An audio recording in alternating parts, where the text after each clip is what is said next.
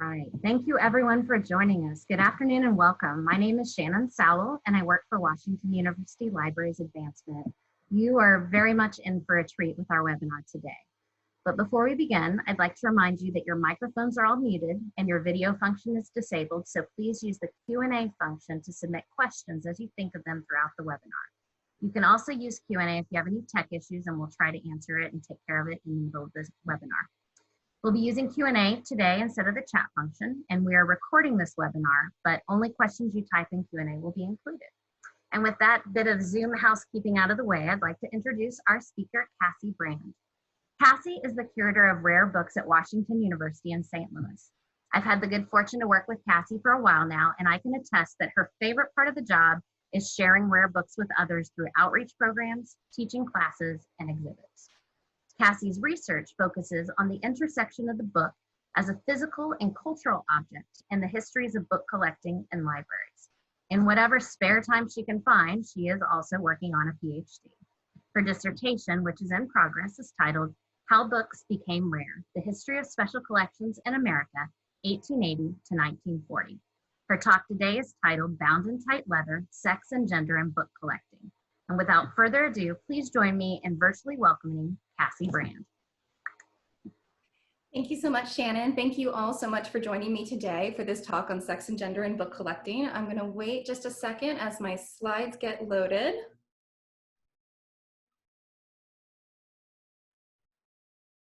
So though I'm going to spend most of this talk discussing the late 19th and early 20th centuries, I'm going to begin with a quote from the 14th century from Philobiblon by Richard de Bury, which is the earliest known treatise on the love of books. Like the book collection manuals of the 19th and 20th centuries, which I'll be talking more about later, Richard de Bury paints women as the enemies of books. Speaking as the books, he writes that women are always jealous of the love of books and never to be appeased. With a frown, she abuses and reviles us with bitter words, declaring us alone of all the furniture in the house to be unnecessary, and complaining that we are useless for any purpose. I start with this quote to show that what I'll be talking about is in no way new to the late 19th century.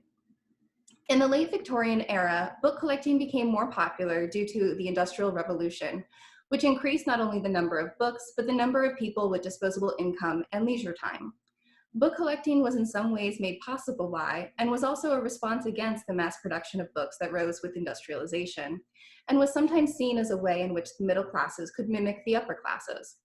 Middle-class men could create libraries in the style of great country estates and would buy books, artwork, and objects to display their education and culture. In this time period, book collecting manuals were published to assist new collectors in their endeavors.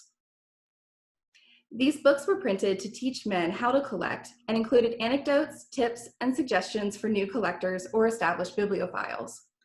The manuals were geared toward men who did not have unlimited wealth, who would take up what was often referred to as book hunting, which is a separate phenomenon from bibliomania. While bibliomania requires an abundance of wealth to amass a large library, book hunting is more of a selective act. Book hunters have more limited income and therefore must exercise restraint and choose their volumes carefully. Book hunting was even said to foster manliness due to the exercise of constraint and the careful selection of volumes. Whether the gentleman was a bibliomaniac who bought everything or a book hunter who selected items carefully, the outcome was often the same. Men fashioning libraries as a way to demonstrate one's suitability as a gentleman. The idea that book collecting was linked to manliness became pervasive throughout the book collecting literature for decades. This idea of collecting as manly was furthered by the way in which women were pushed out of collecting, and how women who did collect weren't considered to be serious. Women usually lacked the funds to compete for books on the same terms as men, and women weren't even allowed to enter some antiquarian bookstores. These are the same reasons that people of color found it difficult to collect on the same terms as rich white men, but going into that would be too much to cover in the short time we have today, so I'm going to focus on women. Women actually tended to read more than men, but chose popular fiction rather than classics.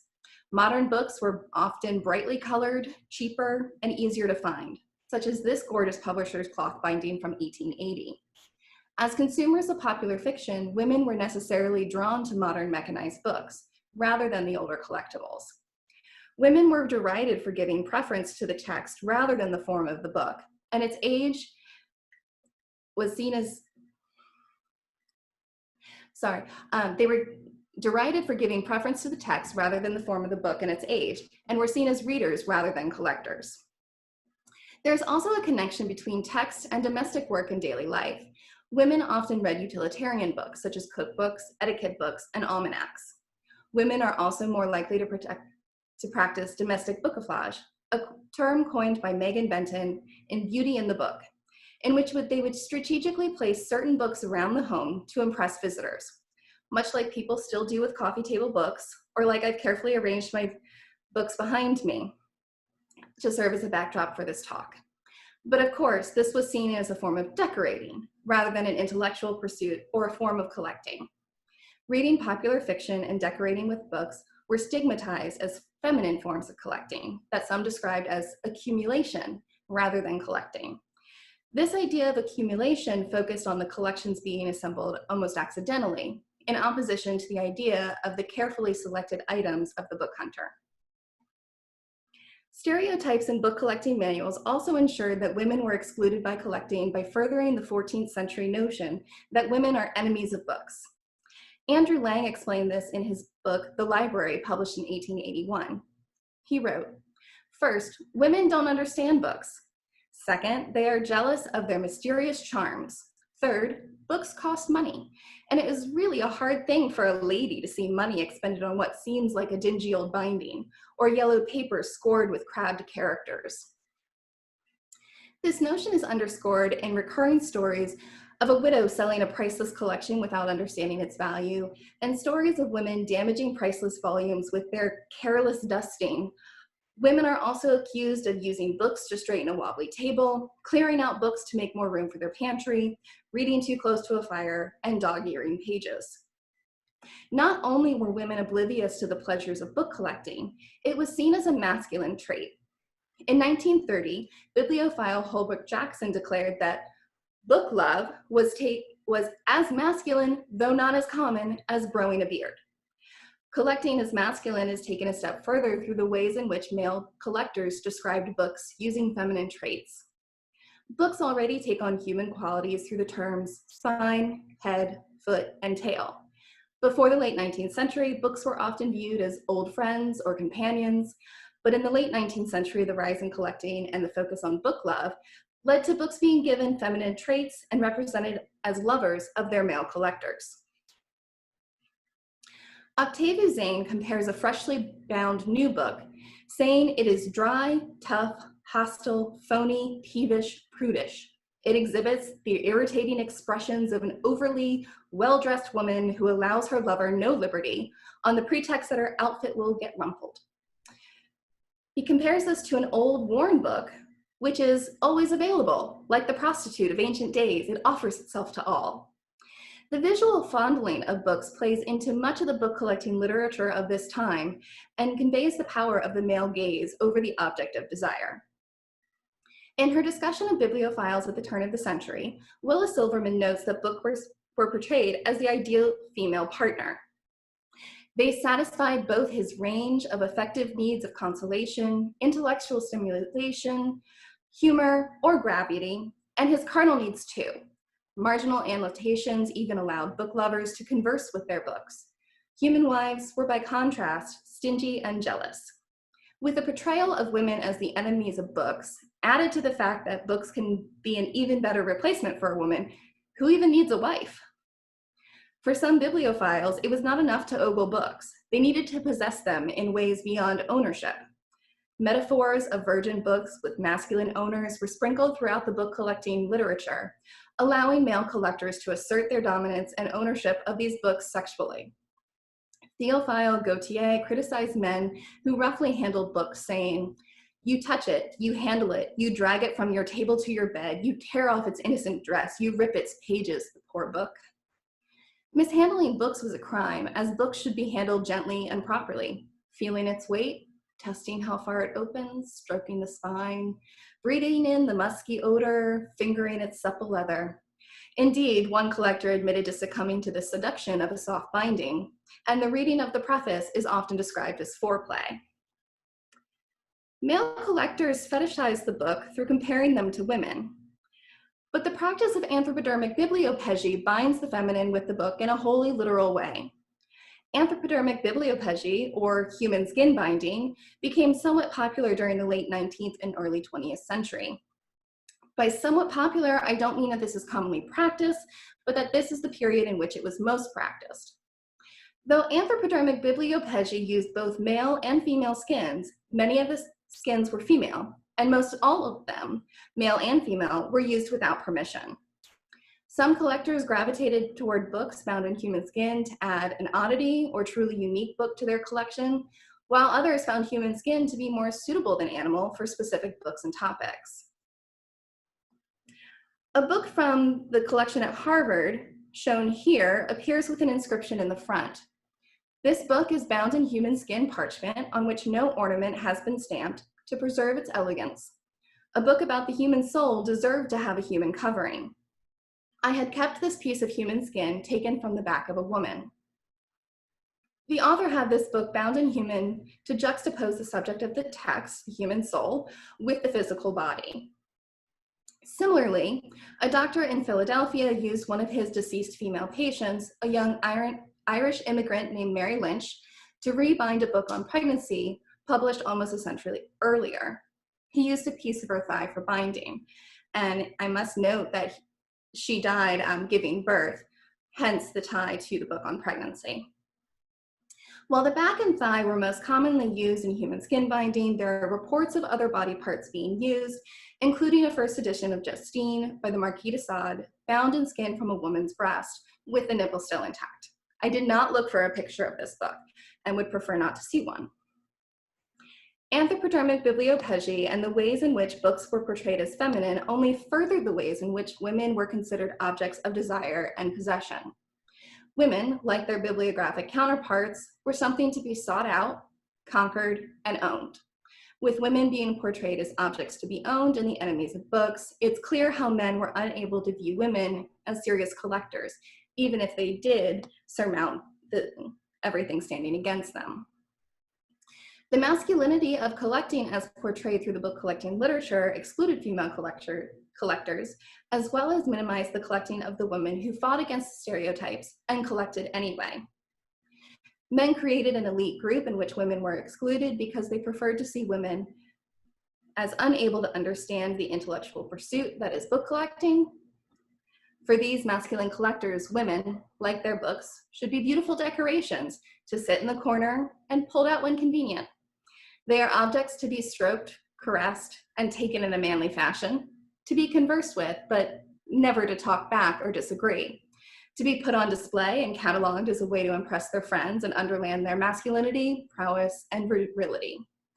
To them, women were worse than the books they collected, but because women were not content to be collected and cataloged as objects. So the first time I gave this presentation back in 2017, I ended here and watched as the audience sat in horror about the human skin bindings I have just spoken about. I can't see your faces or your reactions, but this time I'm going to end on a happier note and promote some of the women in the rare book collections at WashU. Even though women were faced with this ridiculous sexist content in book collecting manuals, it did not stop women from collecting books, reading books, and even making books. Women have always been readers, owners, and makers of books, even if their contributions have been overlooked or erased. We have so many examples of women from the early modern era who signed their books with their name followed by her book. And though they were often combined with male libraries, researchers have been able to, and are still working on reconstructing female book ownership in the early modern era.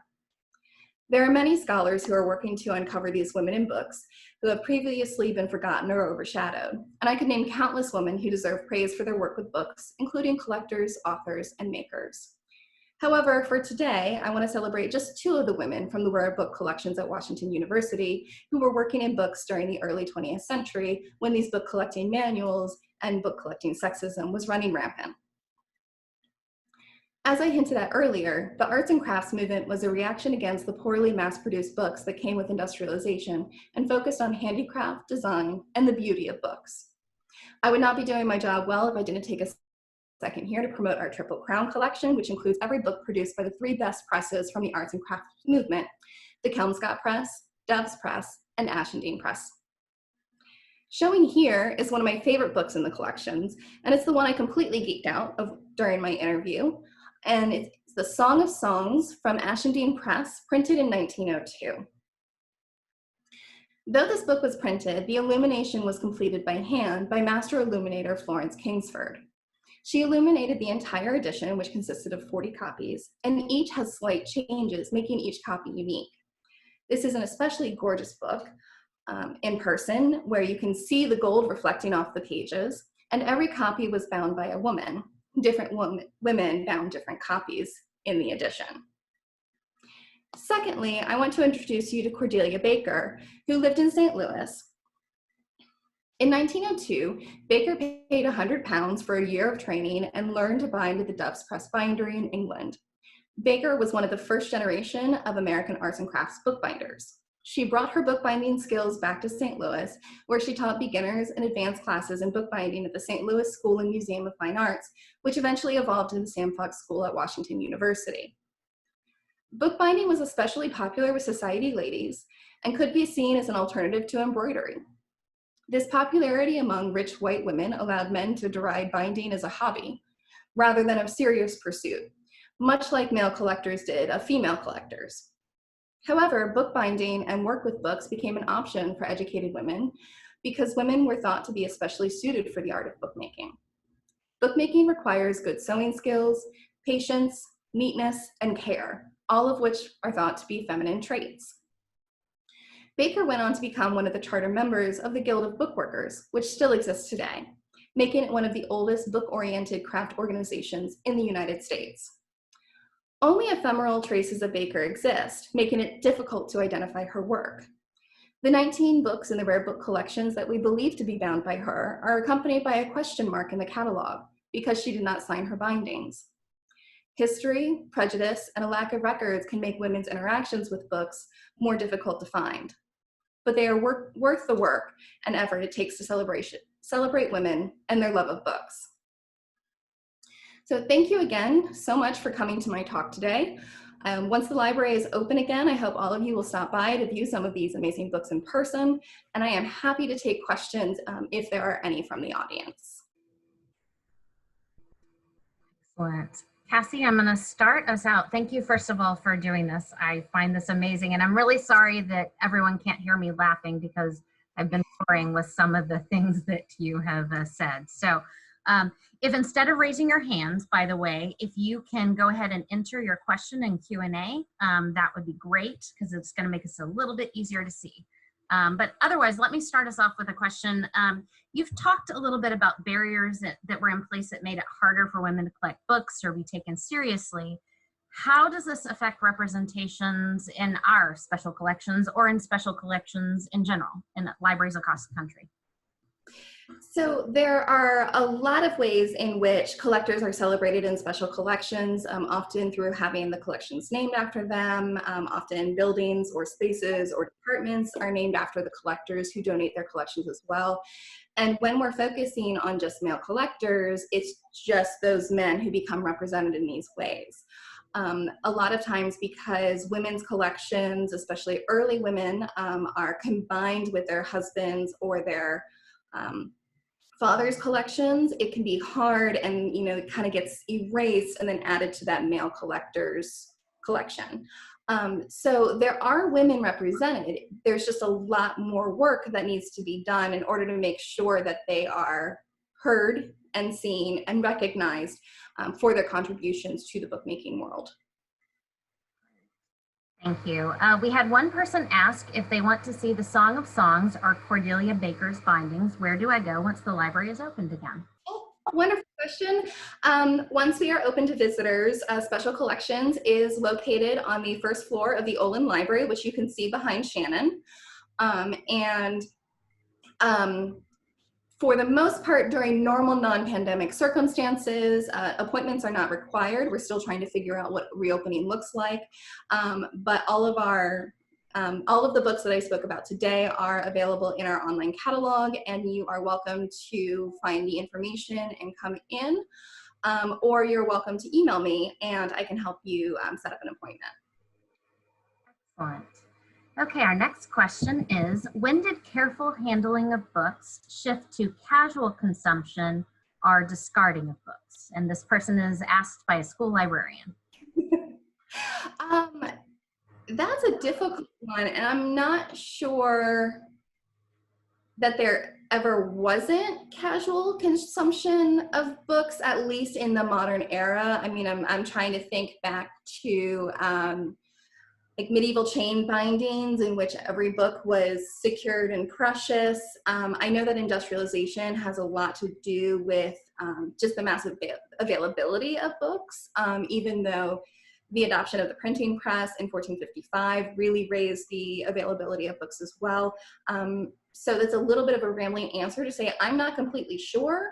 But hopefully my dissertation, How Books Became Rare, will help to answer that a little bit of plug there for that, in looking at the ways in which we stopped thinking about books as just books and started thinking about some of them as special and rare, and then some of them as just books. Right. Someone else asked, thanks so much, Cassie. This is more of an observation, but one of the things that really struck me was how prevalent these attitudes still are. Chick lit is still used somewhat disparagingly, and a lot of time romance authors aren't taken seriously as opposed to literary authors, which are still most often male. Interesting, because the Romance Writers of America is one of the largest writers' organizations, kind of how you said women tended to read more, but we're still the literary underdogs, so to speak. So not necessarily a question, but an interesting comment. And Cassie, do you want to speak to that? Absolutely, and it's this idea of what is respectable and what is considered to be respectable. So for this time period in which I'm talking, when I talked about women are reading more, a lot of men were saying, well, yeah, they're reading, but that's accumulation. That's not collecting. It has to be intentional to be collecting. Or they're reading current books. To be collecting, it has to be old books. And they're trying to put all of these parameters about the idea of what is respectable collecting. There are a lot of lists that come out to say respectable collecting is collecting these 100. And so I think we do that still a lot as a way to say, this is respectable. What you're doing as women is not. And it's something that we can certainly continue to fight against and try to uncover as we're working as scholars and librarians and just human beings. That's a good point. I've often been accused of reading like a teenage boy, and I thought, no, I'm reading like who I am. So, interesting note. What about poetry? Did men collect books on poetry, or did women collect books on poetry, or both? I don't know that I have a good answer to that. I do know that I know of a lot of male collectors who collected poetry, specifically poets like Lord Byron and the Romance poets. I don't have any statistics about women collecting poetry in the same way, but I'm sure they did. I think that's just research that needs to be done. Well, someone's got to do it. Maybe someone on this call can take it up. Another question we had is, how do literacy rates affect the collection of books? Are there stories that are disproportionately represented in collections? So literacy rates absolutely affect the collection of books, because why would you collect if you can't read them? And with the literacy rates, there's also, as I touched on briefly, with industrialization, you have to have literacy, but also disposable income and leisure time. So if you don't have all three of those, what use is a book? Or how can you buy a book? Or how can you read a book? And so a lot of that is kind of coming together in this idea of collecting in general. And then the second part of that, Shannon, can you remind me what the second part of that question was? Sorry, I lost it. Sorry. I apologize. Are there stories that are disproportionately represented in special collections? Yes, absolutely, yes. And this is coming from that idea of the canon of this is what you collect. So the Shakespeare First Folio, and I have nothing against the Shakespeare First Folio. I love it, huge fan. But it's become one of those books. There were around 750 printed that we can estimate, and 232 or 33 survive, which is actually a really large survival rate for a book of that age. So it is hugely represented in special collections. Shakespeare in general is hugely represented in special collections because Shakespeare became, you know, the cult of the author, and this idea that if you're going to be a serious collector, you have to have Shakespeare. And there are different authors like that who kind of come into this canon and are pushing out collecting of other less well-known authors. For example, you know, owning Shakespeare can be considered to be, give you much more prestige than owning, you know, a similar playwright from the same time. And so it's all of this idea where collecting is all about the market and what are people buying and what prices people will pay for it. And so one collector buying a book makes another collector more likely to buy that book as well. Makes sense. One of our guests asked, how did you get interested in this topic? So this is actually coming from one of my comprehensive areas for my PhD, in which I looked at the field of book collecting as a whole. And as I was reading a lot of biographies of rich white men, collecting rich white men collections, and kind of perpetuating this idea of whiteness as a whole in terms of collecting and, you know, the library collections that we still have today. And so I was looking at like, okay, well, where are the women? Where are the people of color? Why aren't we talking about them? And started to find that some of this is because they're being pushed out of book collecting in the ways that I discussed, and just kind of went down this rabbit hole of where's the representation? And in addition, started looking at my work as a curator and how I can start to try to build some of that representation into the collection at WashU through my purchases and accepting of donations. Okay. Do we know if there were objections to the use of human skin binding at the time that it was in use? I did not come across any, but I also wasn't looking for any. So I'm not sure. I know that one of the main uses of human skin binding was actually in England, where they bound the proceedings of a trial in that criminal's skin after they were hung. I would hope that there are some objections to that. There is a story in, and I don't know if this is true or not, I haven't tracked it down, but there is a fable in which a collector asked after his death to have his anatomy book rebound in his own skin, and the executor of the will went to the judge and was like, do I have to? And the judge said that you don't have to.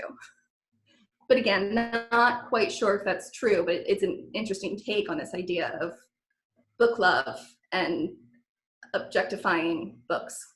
That is an author taking it all the way. One of our visitors said that you've done a fantastic job critiquing historic practices of book collecting, especially how it was so closely intertwined with metaphors of violent hunting and sexist control over women. In your opinion, is it worth recuperating the act of collecting to being more inclusive, or coming up with different modes of finding and sharing books outside of collecting? I would say that the field in general has this big push to become more inclusive in terms of collecting, and I am very much behind that. This idea that book collecting is for rich people who have funds to buy the really expensive stuff is really going, and we are trying to push the idea that you can collect anything and it's still worthy and it's still a collection, and a lot of times, like, it's still worth studying, especially in the future. And I'm hoping to see more of a push with this. I know that the Antiquarian Booksellers Association of America has a diversity committee that is working to try to create more representation in the field. Honey and Wax Booksellers has a book collecting prize for young women under the age of 30, which is wonderful.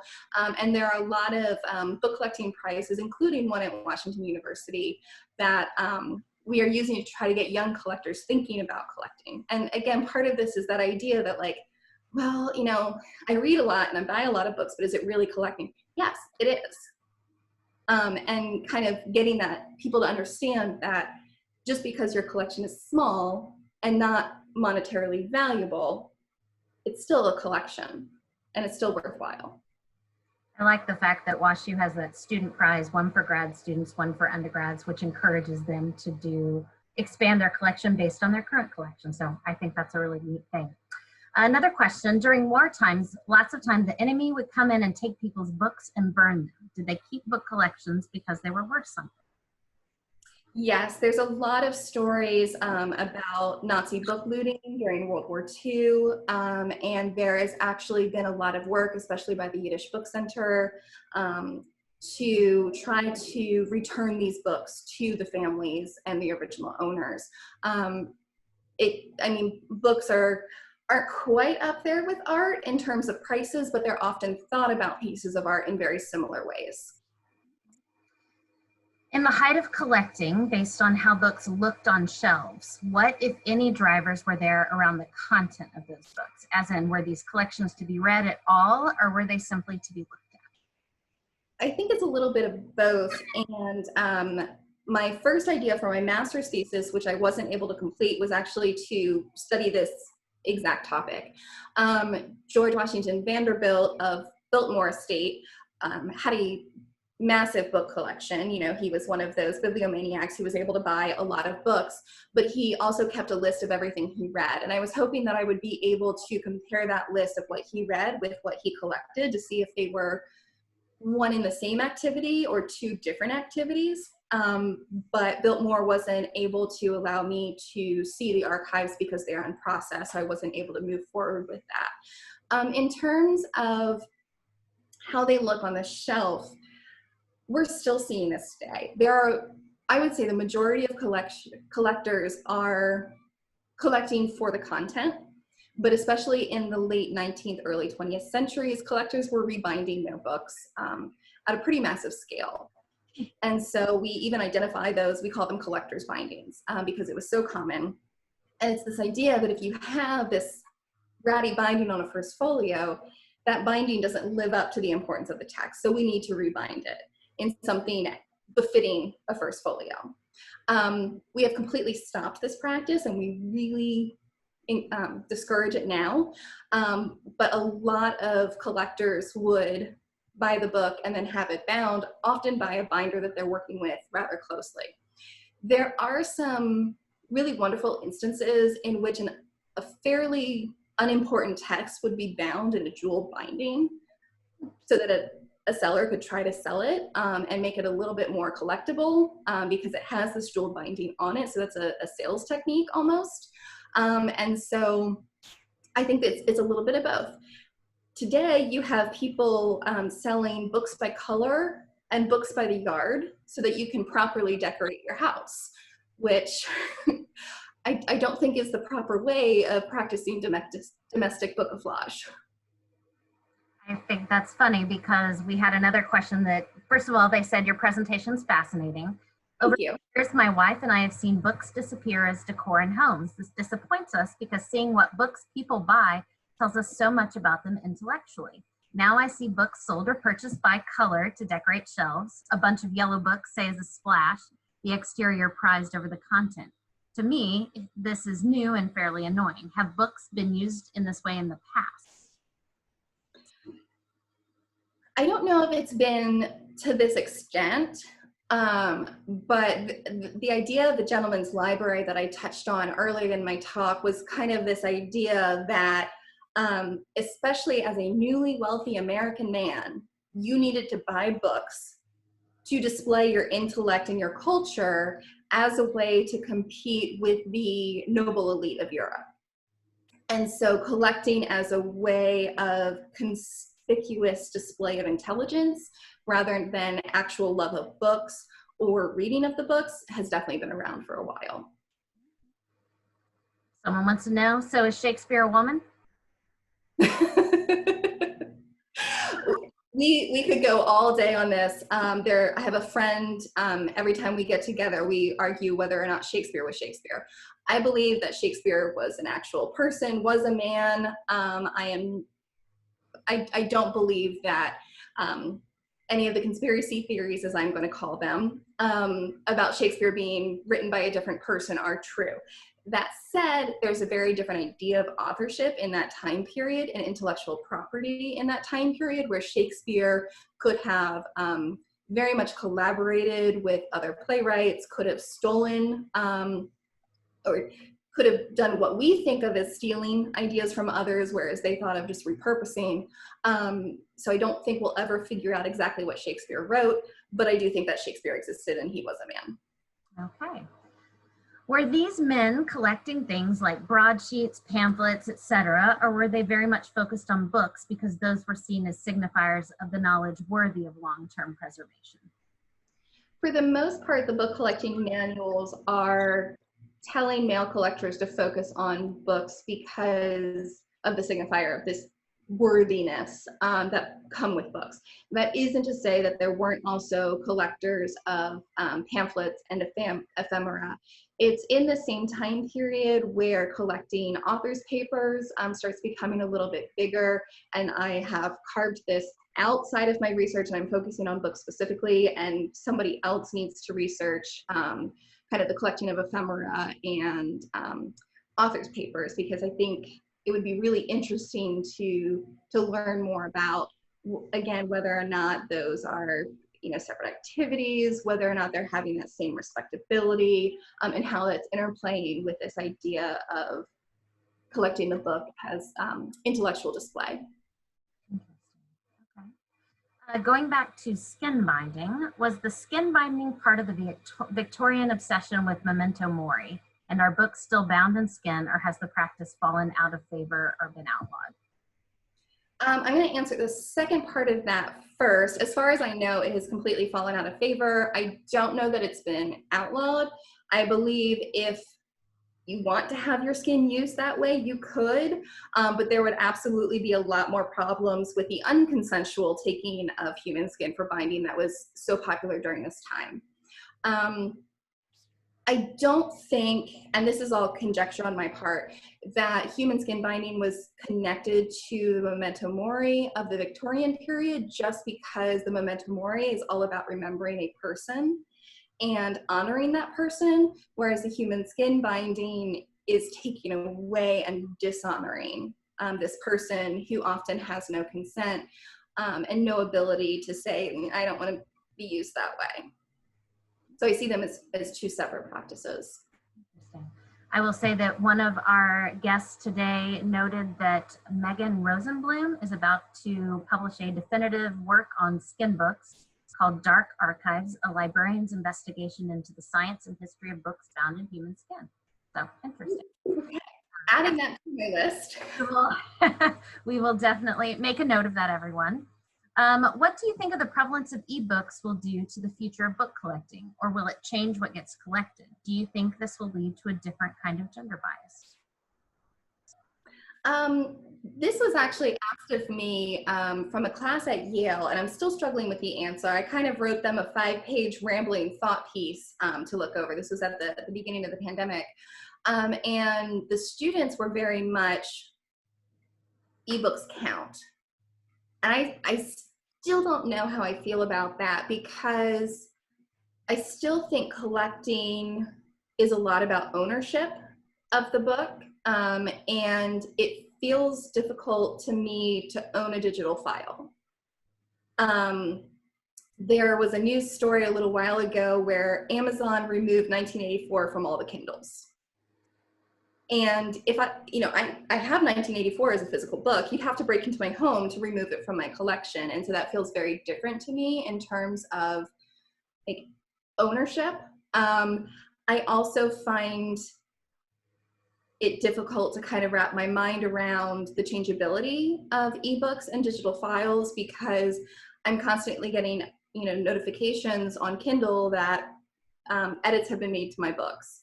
And so that changeability, again, makes it feel like I don't really own this thing, even though I bought it and it says I own it.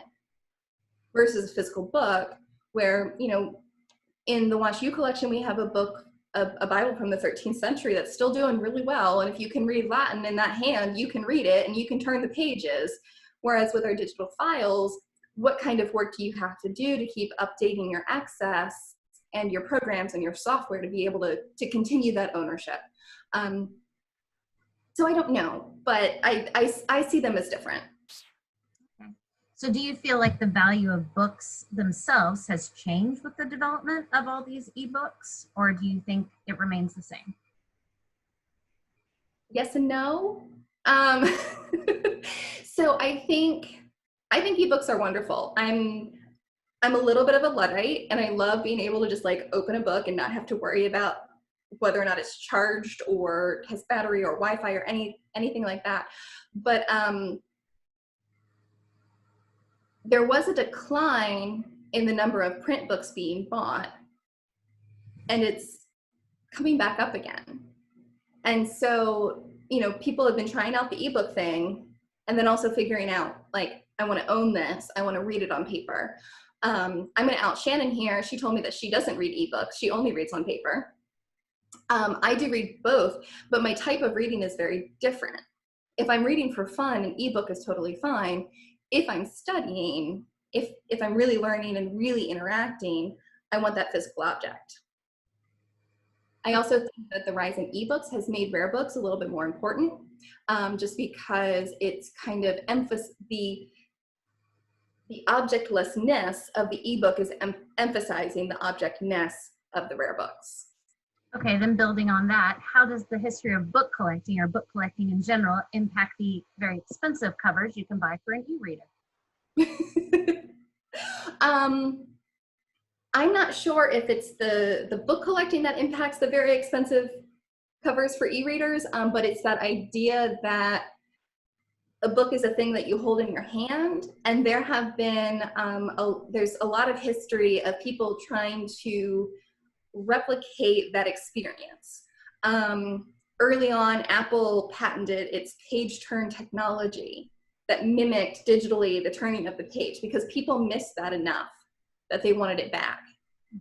And so I think it's this desire to have as close to that physical book experience with the ebook that's creating all of these things. Interesting. So who are some of the great women book collectors of the past, and who are the greatest? Who was? I'm feeling a little bit unqualified to answer that question. So I'm going to answer it with this. One of my favorites is Frances Wolferston, and she's a collector I came across when I was interning and taking a class at the Folger Shakespeare Library, and scholars with much more knowledge of the early modern period than I have done a lot of work to recreate her library. And I just think it's really fascinating, especially because her name was Frances, spelled with an E-S, and her husband's name was Francis, spelled with an I-S, and then they had a son who spelled Wolferston differently. And so you can actually use the different spellings of Frances Wolferston to trace which person you were talking about, which is why I find it fascinating. I would say two female collectors who are collecting today that I admire so much are Lisa Baskin and Carolyn Schimmel. They have both developed just absolutely fabulous collections and are very highly regarded in the field. Very good. Are there differences in book collecting in Europe versus the United States in this time frame? Absolutely. In Europe, often if you're of the nobility, you get passed down a collection and you can continue to build on it. And so it's very much a book collecting lineage, whereas in America, you're starting from scratch for the most part. And for the most part, you're also importing books from Europe. Tax law changes in 1909, and I had no idea that tax law would be so important to my research ever as a book historian, but it changed in 1909 to allow the importation of art and books. And so this really allowed kind of this influx into America. We didn't really have enough rare books that were considered collectible or worthy because of our much shorter publishing history. are you aware of any discussions on best books or worst books to be your Zoom background, like encyclopedias, since you mentioned your books in the background? And I've certainly seen stories about identifying celebrities' books on their bookshelf behind their Zoom. So I am not aware of any discussions, but that is a discussion that I would like to have because that's fascinating. I think it goes back to this idea of domestic bookoflage, where like, how do you want to portray yourself? So I think it's a personal decision. You know, do you want to have your weird esoterica collection, you know, or your academic books in front of, you know, behind you for your Zoom background? And I don't think there's a wrong answer. It just kind of depends on like, which coffee table book are you going to put out on your coffee table when your friends come over versus when your coworkers come over. But if anybody hears of any discussions, I'm in. Yeah, pass them on to Cassie. Did any book collections go down with the Titanic? I imagine yes. I don't know. I would have to research into that, but I'm a librarian, so if you want to email me your question, I can certainly follow up with some resources. If I'm remembering correctly, the Widener Library at Harvard was founded after Widener died on the Titanic as a memorial to him. But I don't know where his books were, and I might be getting that wrong. So double check my information or email me, and I'd be happy to look that up. Okay, we will do that. Oh, we have an answer here from a friend of mine. Thank you, Ian. Yes, the answer is yes. Thank you. How valuable are community book fairs for institutions trying to locate rare books? I think it depends on the community fair and how much staff time it takes to go through those, because staff time is often at a premium at libraries. I have not gone to many community fairs, and I have not really looked for rare books there. I'm hoping that the fairs themselves would be pulling out the rare books so that they can sell them, you know, not for the community fair prices, but to gain more money. But I really don't know about that. Okay. I think we probably have time for one more question. How does your research on this topic impact your role as the curator of rare books? It makes me think a lot about representation in the collections, specifically thinking about things like how I'm teaching with this collection that was collected predominantly by rich white men and often contains you know, a lot of other rich white men. And so just how I'm talking about the collection, especially when I'm teaching, I try to make sure that I'm nodding to areas of book history that we don't have represented, so that I'm not biasing the students thinking that those things just don't exist or that they're not important. And then when I'm buying or considering donations, I'm trying to think about the collection as a whole, but also how representation is working through that collection. So one of the things that I've really been able to do is focus on collecting women book artists, which has been really wonderful because there are some fabulous women working in book arts right now. And so making sure that diverse voices are heard wherever we have the money to do so. There you go. Okay. I think that we have actually managed to answer every single question. So we all did very well in our time frame.